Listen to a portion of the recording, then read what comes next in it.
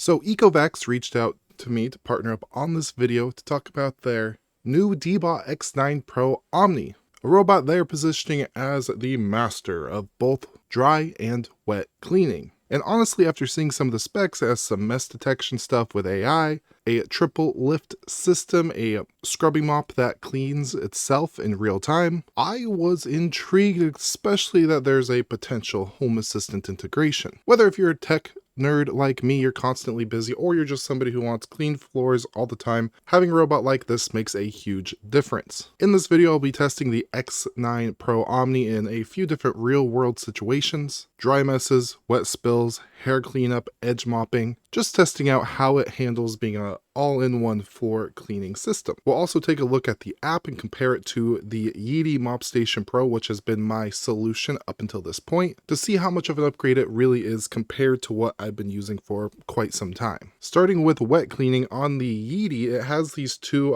oscillating mop pads that oscillate and drag across the floor as it moves on. And in order for the grooves to get clean, it has to navigate back to the actual station, kind of clean itself on these grooves while water kind of pours into this little reservoir thing. It works, but if it immediately runs over like something sticky or milk or something gross, it's going to keep going along the floor until it eventually decides to go back and clean the mop pads. The X9 Pro has they're branding it the OZMO roller mop, which it's a high friction microfiber instead of kind of the traditional mop pad material on the Yeti. Spins at 220 RPM, 10 newtons of downward pressure, so it stays pressed against the floor the entire time. And in my experience, it picks up just about anything, whether that be mud, like barbecue sauce, spilled coffee. And what's most important to me is it actually cleans itself in real time, because while it rolls, there's a little stationary squeegee that kind of pulls out the dirty dirt while it's spinning. And then it actually has a clean water reservoir built into the actual robot, which then wets it with clean water, so you're not smearing around your mess everywhere. So based on how quick it moves, it's basically rehydrating the little roller about 200 times per minute. And while it's doing all this, it uses a AI stain detection, has all kinds of cameras and stuff on it. And with that, it can see and recognize like spilled milk, juice, muddy paw prints, whatever. And this is their kind of triple lift system. What it will do is actually lift up the roller so your dry cleaning stuff doesn't like just run into the mess and get all gross. So it's really good with kind of real-time surface adaptation, switching between wet and dry cleaning, because it also does the same thing when it goes to carpet. It'll lift up the actual wet mopping pad, so then it doesn't get like your carpets and whatever wet, limiting streaks, dirty water, drag, and cross-contamination. So obviously it has 3 reservoirs built into it, as the clean water, the dirty water, as well as the vacuum. And when it goes to its station, it automatically empties out the dirty water, cleans the actual roller pad, and depending on the task or what it's doing, it will dry it as well, which is pretty cool, empties the dustbin, and refills the water tank. While with the Yeti, all it does is clean the mop pads and kind of dump clean water, scrub, sucks it into a dirty tank, and that's about it. You have to manually pull off the thing to empty out the vacuum part, and the Yeti it's not able to go between carpet and hardwood like that, or at least to mopping, because you actually have to physically remove the mop pads to put on the carpet only cleaning, because if it has the mop pads on, it just won't go on carpet at all. When the X9 Pro goes onto carpet, like I said, it will lift up that rolling mop pad. It lifts it about 15 millimeters with their triple lift system. So no pausing, no switching things, no changing modules around. It just smoothly transitions from the hardwood to the carpet with no issues. And when it's mopping, it actually does a pretty good job.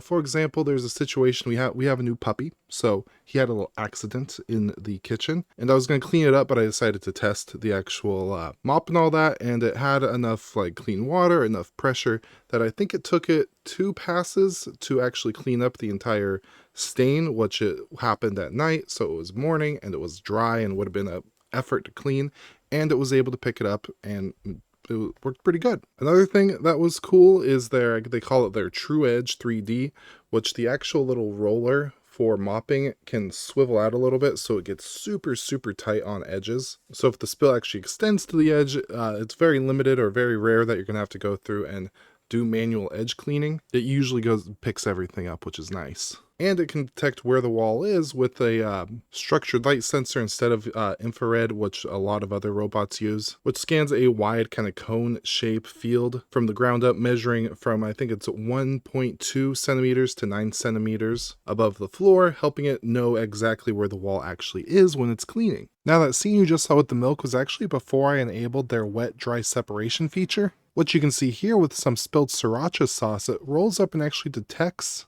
that there's a wet spill, and it will actually put away, lift up the side brush and the actual vacuuming brush to prevent those from getting too dirty, and then it will actually target that wet spill or mess until it's completely clean, and then continue vacuuming and doing whatever else it was supposed to be doing. So overall, with the actual mopping and hardwood floor cleaning, I was very impressed, surprised with some things, and it does much better when there's not like a bunch of obstacles or things everywhere.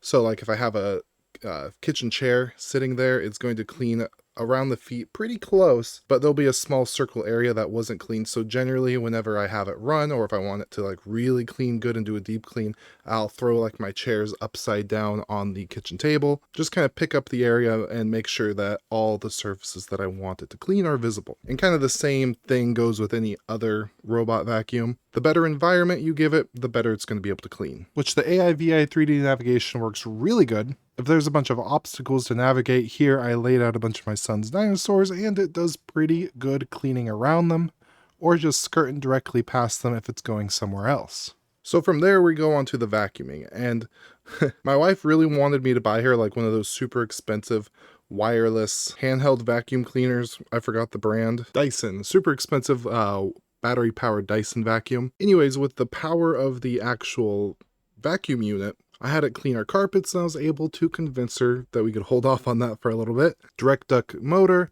a high torque fan blade, and a 100-watt motor. In the actual app, when you start it, there's a few options. If you're in hardwood floors, you could keep it on the lower suction setting, which makes the battery last substantially longer with any battery powered vacuum. If you have it on full max suction, it's going to kill the battery a little faster. For me at max suction, this thing lasted about 45 minutes to an hour, which was more than enough time to clean both of the carpeted rooms in my house. But there's settings within the app so it can detect carpet, and you can set it to automatically increase the power when it's on carpet and then decrease it when it's on hardwood, increasing that battery life overall. And it doesn't just use the AI stuff and the cameras on hardwood floors, it also uses it on carpet, helping you to detect things like pet fur, rice, cereal, flour, to actually go back and make sure that it cleans up those messes to the best of its ability. To test this out, I got some granola and some rice and kind of reluctantly sprinkled it on the carpet in my son's room. I sent it over there. I had it do 2 passes, went in there, ran my hands across, couldn't find anything. It vacuumed everything up perfectly.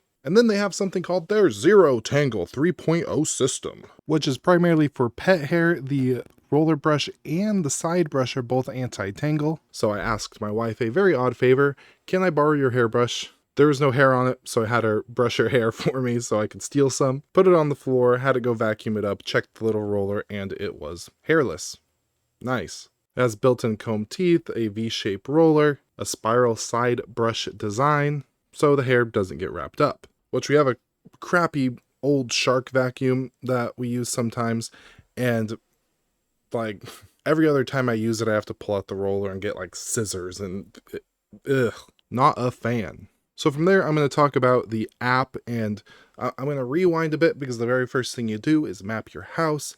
Now with the Yeetie, when I sent it to go map the house, it doesn't really, it's annoying. It just kind of finds a wall and then runs into that wall all the way around your entire house. Takes forever to do. It has little bumper pads, and it just and it draws its map that way. The X9 Pro will kind of just drive out of its thing, do a little spin, little 360 scan, drive a little bit further, do it again. It can detect openings and doors, so it will drive into an opening, scan. If there's obstacles, it'll go around, do a little scan. The Yeetie, the first time I did it, it ran out of battery before it could finish, so it took it like a day and a half of like hitting the wall and coming back before a map even generated all the way, while the X9 Pro took to do my upstairs probably like 20-30 minutes of just driving into areas, doing a little scan, and drawing the map out for me. They call it their Avia 3D Navigation Plus. Real quick here, I am going to open up the app and show you guys some of the standout things that I've noticed. This is the DEEBOT. They also have the GOAT, which if you're interested in that video, I have that as well. Kind of a 2-video deal with them for this partnership. So this is the map it created. You could see the lines for cleaning in the master bedroom there. If I go map right here, you could see some of the stuff I could do.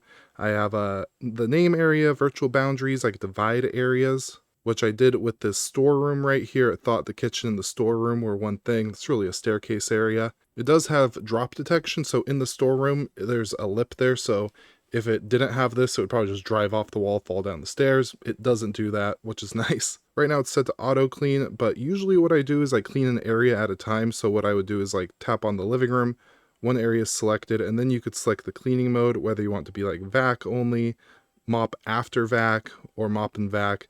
We have our suction power here, so I could change that, and then we have our water flow. Something that's kind of cool is right here. It's probably just going to show the, oh yeah, the camera's facing outward, so I could actually like kind of drive it if I wanted to. And then of course in settings, this is where you can really have some fun. Specifically under like the robot advanced settings, you could set a certain order sequence, set it to auto resume, clean along floor, the suction boost on carpet, which is what I was talking about. Additionally, under station advanced settings, we have some stuff here. So auto empty high frequency, washing method, you could change how it's going to work. And then for maintenance, you're not going to have to do a lot all the time, but after a while, there's a filter you're going to have to replace, side brushes, main brushes, roller mop here, for example. And it goes over the process of how to actually replace some of these things. Because it's cleaning your house, the actual used components aren't going to last forever. This also has something called the Yoko GPT voice assistant directly on the robot, so you could give it commands no matter where it's at, such as having it clean specific rooms, return to the station. There's station commands for cleaning, and you can see an example here. Okay, Yoko. At your service. Vacuum the master bedroom. Okay, the area will be vacuumed now. Okay, Yoko. Yes. Return to the station. Okay, back to station. So my final thoughts. Obviously, this is a partnership type video, so I am incredibly biased.